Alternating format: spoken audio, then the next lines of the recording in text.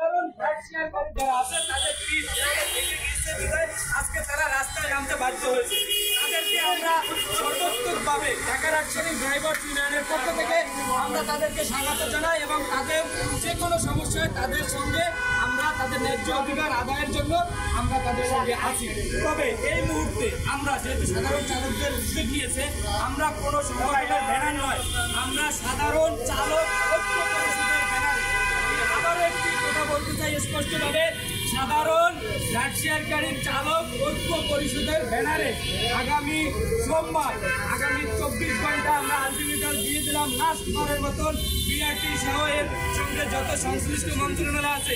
কারণ আমরা লিখিতভাবে তাদেরকে জানিয়েছি, 1 সপ্তাহ সময় দিয়েছি, টাইম শেষ, ইকর অফিসে বিভিন্ন অফিসে আজকে আমরা বর্তমান অফিসের সম্মুখে বসে আমরা কথা বলতেছি।